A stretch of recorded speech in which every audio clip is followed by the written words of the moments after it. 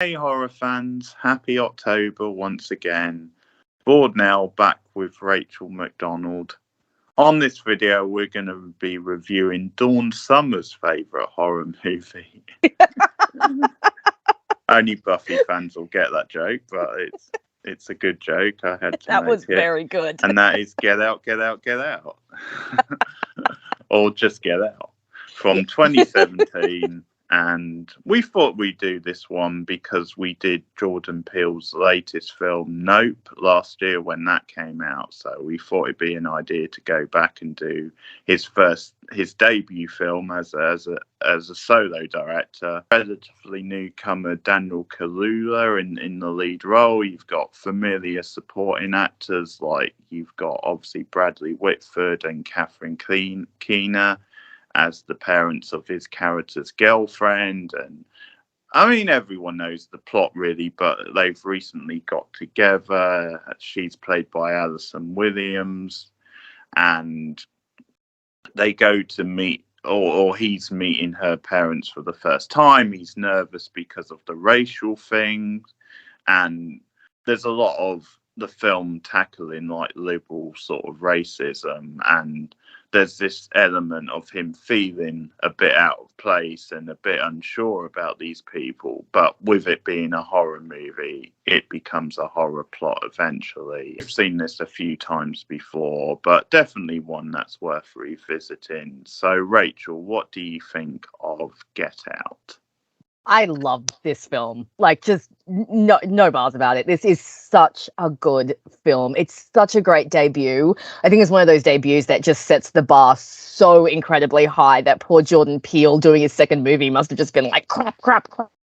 Got to somehow top what I've done. But no, I mean, I think this film is a perfect example of how to do social commentary in a horror film so that it feels natural and it doesn't feel like you are shoving your politics down the audience's throats. It actually feels like it's part of the story. Everything that happens feels organic and like it's woven into the narrative that Peele's trying to say. I think Daniel Kaluuya is so good in this role.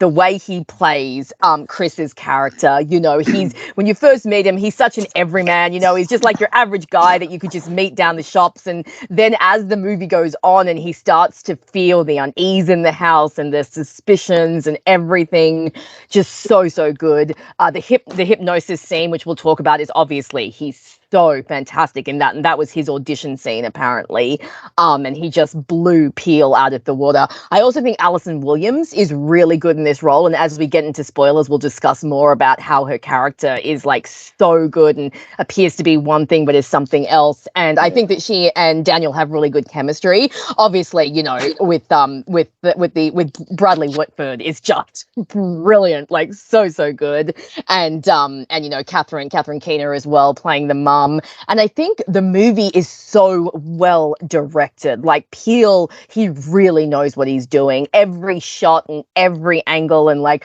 all of the beautiful shots that make you feel so uneasy. Like this whole film just makes you feel so uncomfortable. There's so many moments where you're just like, oh, what is happening? And I just think it creates that amazing atmosphere.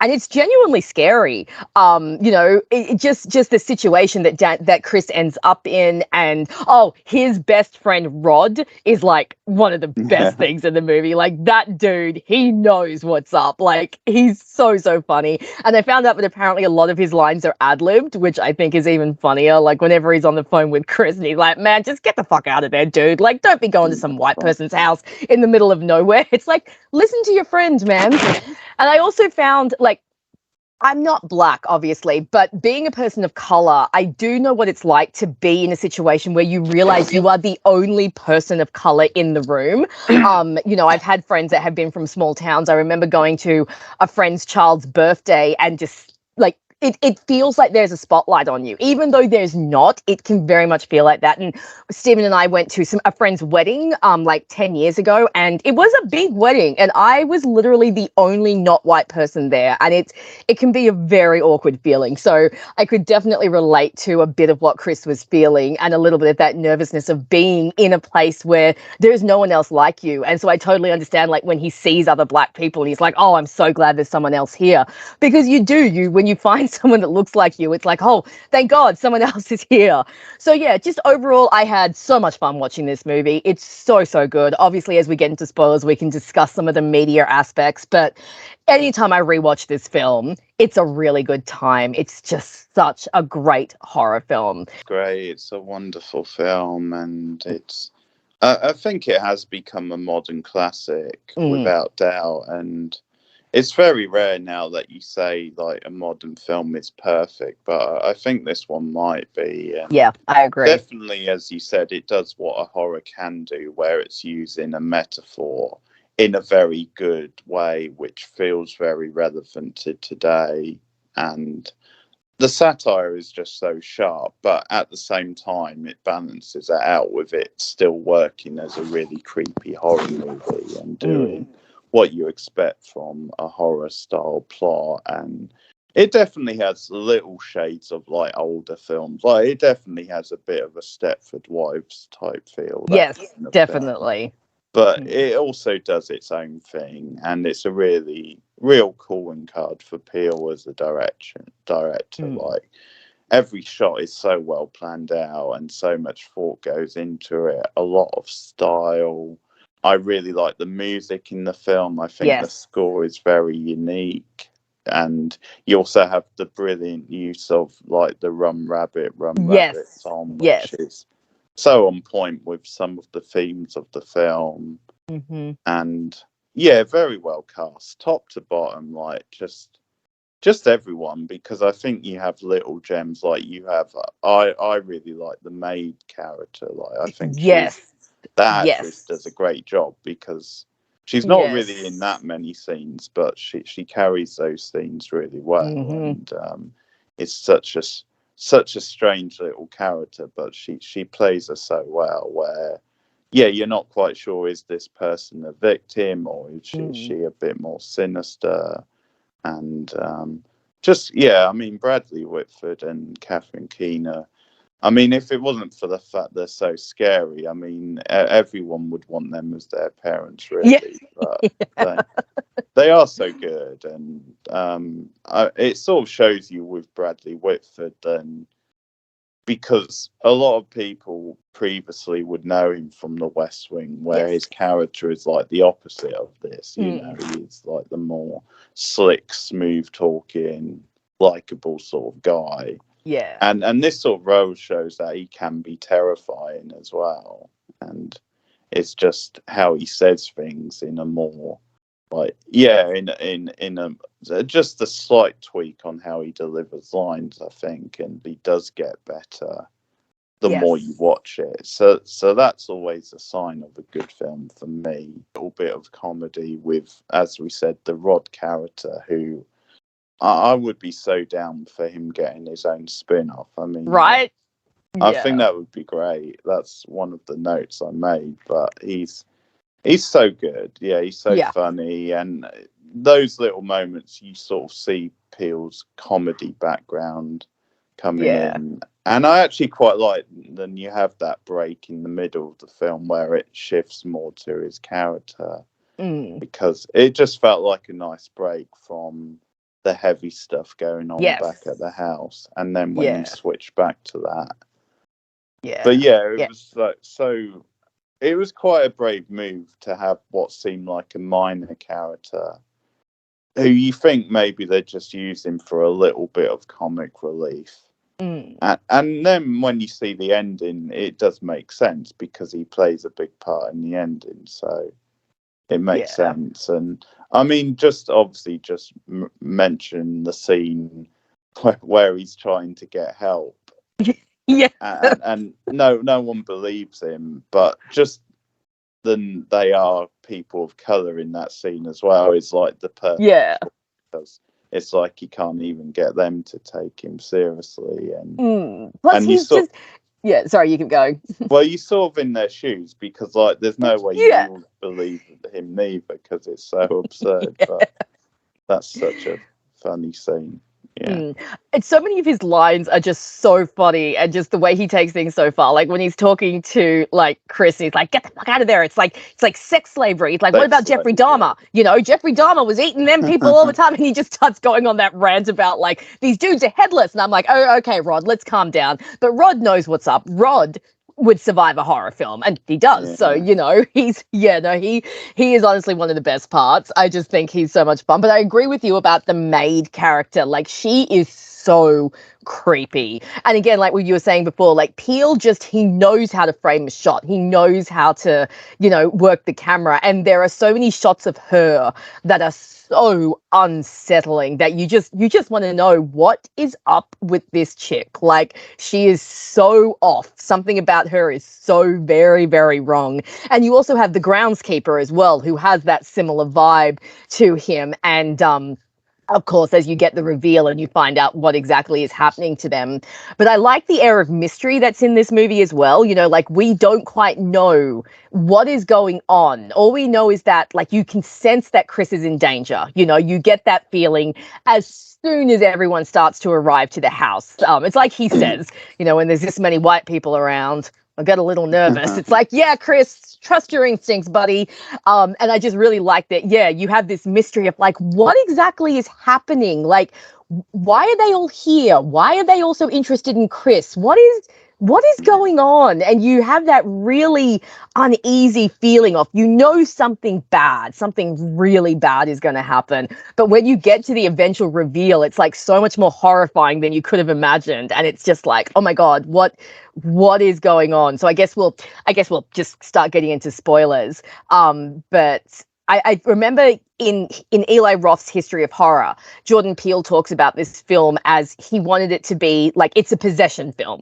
That's how he sees it. And I'm like, yeah, it kind of is, except the possession is a different kind of evil. Instead of it being like an evil entity, the possession is evil white people. And so I just thought that was like, that's a cool twist on the possession genre. People like the maid, but just details about how they have triggers, like certain things break them out of their sort of, because they're basically being controlled. Like, there's just I mean, one obvious example is the flash of Chris's camera that sets that guy off, and just the way they try and explain it away as like epilepsy. But then Chris says, my cousin or someone had epilepsy, so I know that doesn't feel legitimate. So it's stuff like that, the detail of it, which makes it so rewatchable. Yeah, there's so much that's thought out like that when it comes to even like minor characters. So it's really good stuff.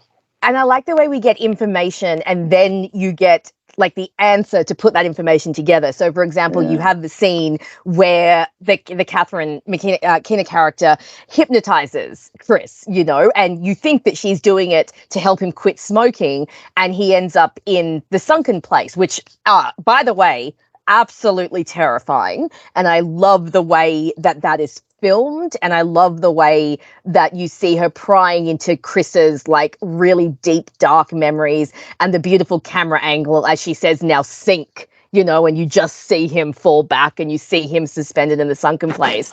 But you don't quite know like what's going on here. But then later, when they're explaining to Chris, when we take over your body, you only a small part of you will still survive. And he's like, in the sunken place. And you're like, oh, I just love the way that, he lays all these little things down for you to then pick up later and connect together. And it's just done in such a way that you don't quite know what's going on. But then when all the pieces fall into place, it's like, oh. And I just think that the movie is so good at doing that and bringing everything together. Definitely know, because it's a horror movie, then there's going to be dark secrets, then there's going to be more to these people than they're letting on. But you don't quite know what exactly, and there's definitely still surprises.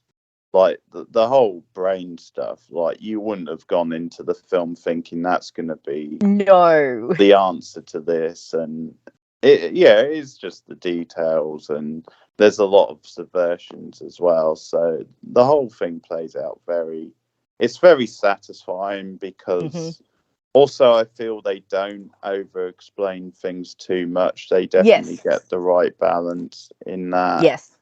And also it's just a funny footnote, but like that scene with like the teacup and the spoon was so effective they now use it in the Bloomhouse thing. Like, Yes, they do, don't they? yeah, Yeah, you're it's right. It become a is. visual thing when you get the Bloomhouse logo. So that's really cool. And Yeah. I really like, just obviously going to the start of the movie, but I like what that, well, let's say the first big scene with Chris and Rose. Rose. Yeah. The scene with them driving in, I like what that Yes. scene really sets up, because it sets up them. Rose, at least on the face of it, is a very supportive girlfriend, and she is Yes. very much. Then she's going to back Chris up. So that certainly makes you think at that point that maybe this is a character who you can trust. She's very, strong in that scene with the cop. And yeah, there's a lot in that scene which sets a lot up later on. We obviously get the classic false sort of scare with them hitting With the deer. but Yeah. the fact that it's an animal on the road is I think that plays a little bit into the themes of the film, because Yeah. I think Chris during the film is going to become like he feels like in something that's put on display a little bit like that. So He's the deer in the headlights. It's a great look. Plus, you get that great speech from Bradley's character about culling Medea and Medea being a nuisance. And if you listen to that speech closely, it can sound like he's talking about Black people, and it's a really great metaphor there. And it works really well. Yeah, No, I love that.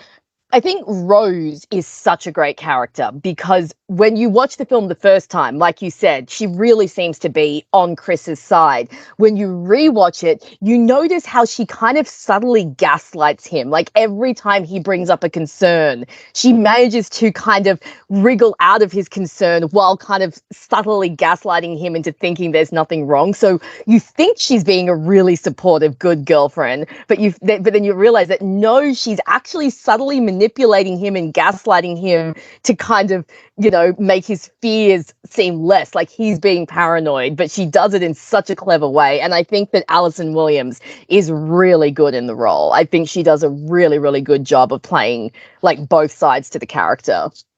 She's really good. And like we said this on stream when we watched it, then probably because of the way she manipulates him and because they've had this relationship, I think in a way she is the true villain of the film. Because, oh, definitely. What she does is even worse than what the parents does. And it's this.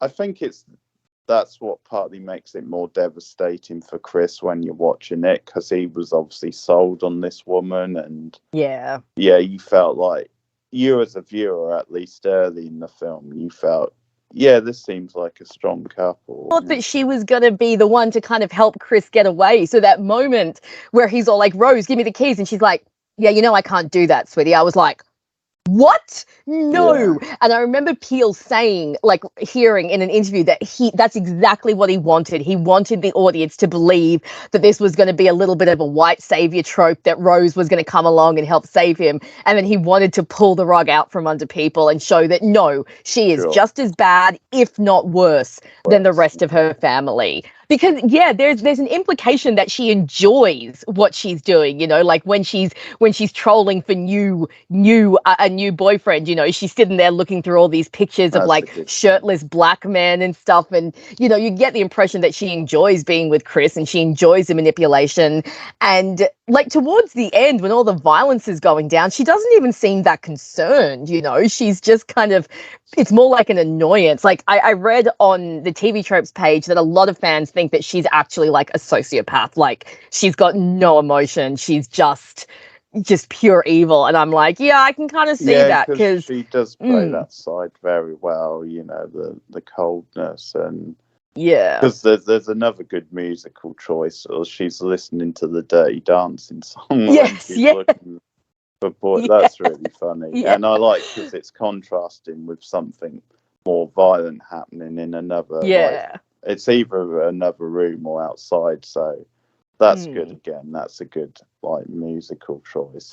I also love the scene where Rod calls Chris's phone and she answers and her voice sounds really emotional, but then it cuts to her and she's literally just sitting there completely still, just, on the phone, like being like, oh my God, I don't know where Chris is. But she's completely Yeah, her emotionless. And you're face just is like, the opposite. yeah, it's like something's wrong with this bitch, man. Like she's not playing with a full deck. So I think she does like a really great job. And I think she also does a really great job earlier in like showing the way that people do react to like you mentioned earlier, like liberal racism, like when they come home and like the parents are like making really dumb comments and the brothers all like, oh, you're a beast and stuff. And she's playing the role of like the indignant daughter. And I think she just plays that really well. And you see a lot of what happens when people date interracially, and we think that we've come so far, but sometimes movies like this just remind you that America has a long way to go as far as Yeah, race relations go.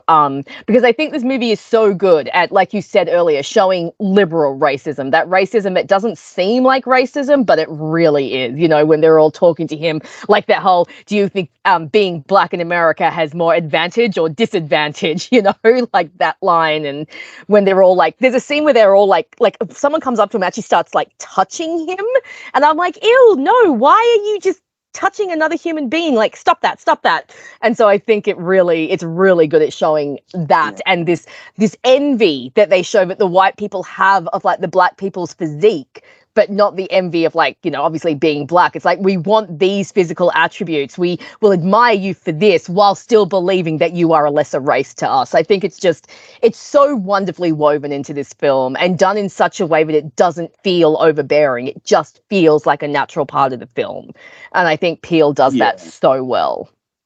Yeah, because there's this long history in America of there is a racism, but a lot of times with people of a certain class, they'll accept up to a point a black person if they're Hmm. impressed with their sporting prowess, or Yeah. like they have something where, okay, you're playing for my sports team and you're a great sports player, so Mm. we'll sort of accept you, but then we're not really treating you as a human being. It's just Hmm. you happen to be part of this franchise that we like. Yeah. And because there's stuff like that, and some of the lines are so on point because you've got like the Tiger Woods stuff, like we're Yeah. trying to convince him we're really big fans of Tiger. Yeah.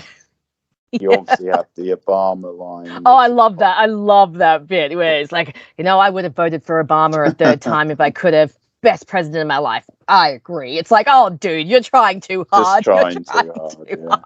Yeah, Yeah. Yeah. It's But, just done. It's done so well. I remember Peele saying that he wanted to make sure that this movie could not be made with a white protagonist. He's like, I wanted to write a movie that was very much about the black experience, where even if you tried to, you could not swap out the black protagonist for a white protagonist. And he's really done that here. This really is a story from a black person's point of view about the horror and the racism that they do face every day and how extreme it can get. And yeah, he just does such a good job of it. yeah. So the brother, the one playing him, is Mm. in Twin Peaks: The Return, Oh, okay. and he's an absolute asshole in that as well, like a So total he's got a type monster. then. Yeah, I think maybe he's one of the few weaker points, like his character. I'm not a mass. I don't know if they just went a bit too far with him at times, and he just wasn't as compelling to watch as the other characters. Yeah, I agree. He was a bit of a slightly lower point, but maybe it's a point. Maybe they're trying to show that Yeah. like the rest of the family is so together, and then they've got like this kind of loose cannon that is like maybe a little bit of trouble and not quite sure what to do. He's on the with. verge of sort of Yes. blurring it in a way, yeah. Once again, he's using all sorts of stereotypes when it comes to sports and things like that. And yeah, like when he's all like, "Oh, if you worked out, you'd be a beast." It's like, "Oh, dude, no, shut up." Because I do like this idea that maybe in many ways Rose is the mastermind of the whole operation, and that she is maybe the one who's most in control.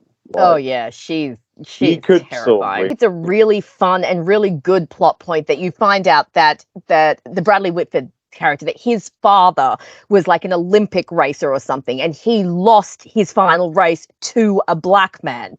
And you kind of understand where the obsession and where the idea was born from. And then, you know, when you find out that he's in the groundskeeper's body and you see him constantly running laps, you know, just constantly trying to like beat that score. And I just think, you know, again, that kind of gets to that heart of what we were talking about, you know, like, yes, we'll admire black people for certain aspects, but we won't treat the rest of, we still won't treat them like they're fully human. We just want the advantages that we believe they have, that we believe that white people should have instead, because it definitely is a bit of a feel of like, how dare you have this advantage when we don't, you know, because we are the more superior kind of, but you've got the advantage that we so badly want. So there's so much to untangle, and I'm guessing there's probably lots of scholars and people out there that have written like really in-depth pieces about, you know, the race and stuff. And obviously we can talk about it a little bit, but neither of us being black people, we can't get to like that real true like heart of what it is.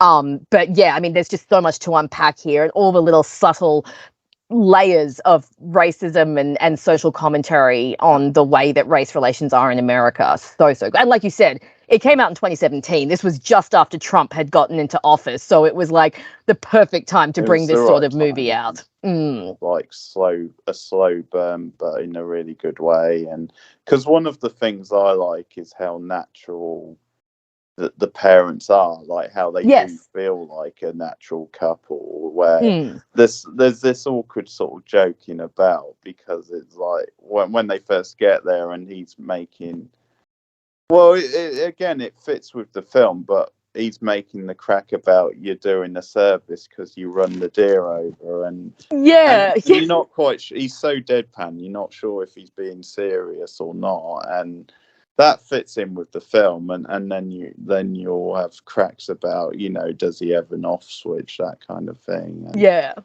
a lot of that stuff feels like natural sort of family banter, and I quite like the idea then in many ways, outside of this messed up thing they're doing, they probably are like a typical family outside of that. Like you could see it as there's like two different sides. Absolutely. And that helps at the beginning, because it lowers Chris's defenses, you know, because he goes and he thinks, okay, so we've got a little bit of the normal kind of uncomfortableness that you might have when your white daughter brings a black guy home, but they seem like just your average family. A little bit weird, but you know, you can tell why Chris does not immediately feel suspicious, you know, like the slow dread building up on him until he's at the point where he's like, oh crap, I cannot stay here, there's some really bad stuff happening here. I also think the film, it has so many scenes, I think, that are just so effective without really being overplayed scenes. Like, for example, there's that scene where everyone's over at the house and Chris comes through the house and goes up the stairs. And for a moment, they all just pause and look up. And you're just like, what is happening? And again, it's like, it's such a small moment, but it fills you with like such dread. Or the moment where he takes the picture of the guy, and you can actually almost see the snap in his face as the real person starts to come out, and then just the get out. And it's like, oh my God, what is happening? What is actually going on? And I just think there's so many moments. Oh, speaking of, and that moment with the maid when Daniel says, or not Daniel, where Chris says, you know, I don't like being around this many white people, and she just starts to cry, and she does that, no, no, no, no, no, no, no, and you're just like, what is happening? Yeah. And because another, like, again, it's such a small detail, but it's so effective with her is the stuff when he gets really paranoid over her moving the phone. Yes, Like and his unplugging phone. the phone. Yes. And I like that because it's one of those where it feels like he is overreacting, and Yes. it just goes to his paranoia. But at that point, when things are getting weirder and weirder, you can also understand why he's suspicious, because he's at that point where he's not quite sure if he can trust anybody in that house. So Yeah. I also really loved that detail of like her always unplugging his phone, because again, that kind of, when you get towards the end of the movie, that answers the question of why doesn't he just call for help? Oh wait, he can't. His phone battery is dead, and we know why his phone battery is dead, because we've had this build up. Again, just these little things that Peele puts in this movie so that everything actually ends up making sense in the end. So you're not sitting there going, why isn't this character doing this? Because you've got the answer. So I just think it's so well done, and just builds towards that fantastic climax, which I really do love the climax of this film, because I think that it really shows how Chris is not a pushover, you know, like he's a nice guy, he's an easygoing guy, but if you're going to try and steal his brain, he's going to take you down. And I think like watching Chris take them all out is so satisfying, and you know, it's just got that great build up. I mean, you kind of want to kick him when he decides to take the maid with him, although you can understand why he does it. Like, it's again one of those moments where you're like, okay, so he's got the guilt over his mother's death, this is another black person, like he's probably thinking, oh crap, I can't just leave her. But I just think it's a great moment, and just leads to that great ending, which was going to be different. Bill originally had a much darker ending in mind, like that it was going to end, with the cops actually arriving and arresting Chris for killing Rose. But they showed that to test audiences, and test audiences went, nah, man, we need a happy ending. So I've seen that ending. Oh, well, yeah, you've seen that one filmed? Yeah. No, I have seen that. It's a DVD extra, but yes.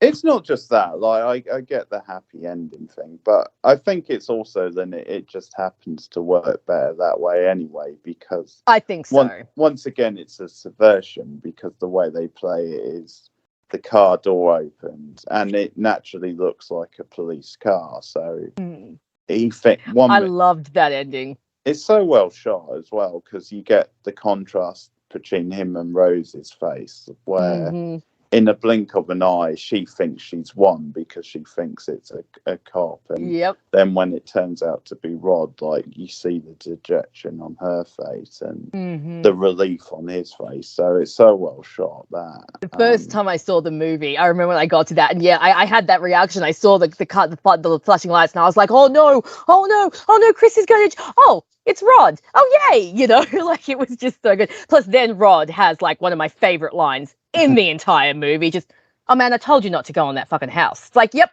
he did, so man. Good. That gets a laugh out of me every time. That's so good. Because he's so serious with it. He's so serious. And poor Chris is just sitting there, you know. He's covered in blood. He's so exhausted.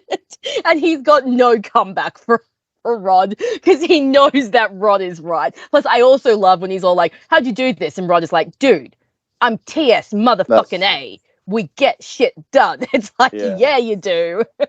That's so good, yeah. That really is. So and good. I just love that it ends that movie on like a little bit of a hope spot, a little bit of a subversion, and you're like, yes, Chris, he got away. And you just feel like, yes, it's a really good ending. I think the downer ending just would have been, I don't think audiences would have accepted it. I think it would have just been too harsh. Realistic, yes, but way too harsh, especially after everything Chris has gone through in this movie. You just want him to get away and to never date a white girl ever again. Like, Chris, choose your dating choices better from here on out. I can understand the other ending, and I can see how it works as well in a different way, but definitely they went with the right ending. Yeah. And Another thing is that bingo scene is so freaky as well. That's Mm-hmm. the freakiest use of bingo I've It ever seen. really is, isn't it? And Yeah, again, like a lack of dialogue. Like Peel just really knows how to frame these scenes. The music used, the editing, just everything just works so well to just create that. Again, because you don't 100% know what's going on, but you're like, oh, something bad is happening here. Something really, really bad is happening here. And then you see Chris's picture and you're just like, oh, no. casting is Stephen Root as the surgeon because Yes. he Yes. plays it so well, where he's this blind guy and you think he's all fragile and sympathetic, and they do convince I you of know. that. And then he Yeah, also because plays he's one of the the more few decent sinister. people. Mm. Yeah, so Yeah, that's because he's really one of the well few done. people that doesn't speak to Chris in like that kind of, casual liberal racism way. And you think, oh, okay, so this guy he's an okay guy. And then He's on again, the they just, level, yeah. yeah, they pull the rug out from under you. And the movie's just so good at doing that. It's really funny because he plays, Stephen Stephen Root. Root. So Bradley Whitford, I mostly know from Brooklyn Nine-Nine because he plays Jake's dad. Now Sure. Stephen Root plays Boyle's dad. So I'm like, oh my Yeah. god, Jake's dad and Boyle's dad that's teaming up to steal Daniel Kaluuya's brain. No, bad. And it was just like I just had that association the whole And movie. of course, you told me off camera that Gina from Brooklyn Nine-Nine, the actress, is married to Mm-hmm. Jordan Peele. So Yeah. I like how Mm-hmm. we're getting all these links to Brooklyn Nine-Nine. Scene where Chris basically finds out that there's something up with Rose. Like he sees that box of photographs, and it's all these photographs of her with all these different black guys, basically, and there's a woman in there as well, which I think is the maid, isn't It's it? the maid, yes. Yeah, it's the maid. So that reveals a lot. But my question is, the door to that cupboard is suspiciously like it's open. So it's almost open. It's inviting him to look inside. So my question to you is, do you think someone left it open for him? And if so, who do you think left it open to him? See, that's interesting. It's hard to answer because we don't know 100% how, like, if these people, if the original people, how much control they can wrangle away from their hosts, because we only ever see a few small breakouts, because they're the only people I could buy leaving this door open, because everyone else is obviously in on the secret, unless it was Rose leaving the door open to kind of mess with Chris, because I can see her doing that. She is a bit of a sociopath. So if I had a stronger indication of how these people could break out of their personas, I might say yes. But given that I don't think they can wrest that much control back, I'm not sure on this point. Yeah. It is definitely an interesting question and something to ponder, but I honestly don't know. So I would say maybe, but maybe not. What do you think? Well, that's the thing, because when we were going through it on the stream, and it could just be a coincidence, and it just happened to be open, and he stumbled on it. But yeah, we went through, like, we probably ruled out the parents, but like we thought it could be the brother, because he seems a bit of a loose cannon, and it's sort of thing you could see him doing. I sort of wondered, Rose, maybe because at that point she would probably be pretty certain then they've got him at that point. There's no escape. And also because she does the thing with the keys, you could sort of read that as being she's going to lead him down the garden path and think he might have a chance of getting out of here. Hold full on assuming someone did leave it open on purpose, either Rose or the maid. Yeah, I think so. For the reasons we said, but yeah, no, it was another point that stood out this time. So that's good. You're sort of seeing new stuff all the time, more new questions. So that's really good. Okay, so that's the film pretty much. That's Get Out. So Rachel, what would you rate this one? I'm going to give this a 10 out of 10. I think this movie is perfect. I think everything about it is so good. The performances are fantastic. Daniel Kaluuya, like, I really hope he continues to get more work because he is so good. The first thing I ever saw him in, funnily enough, was Skins, and he plays like this wannabe gangster idiot in Skins. It's so funny. It's such a different character, but he's grown so much, obviously, since then.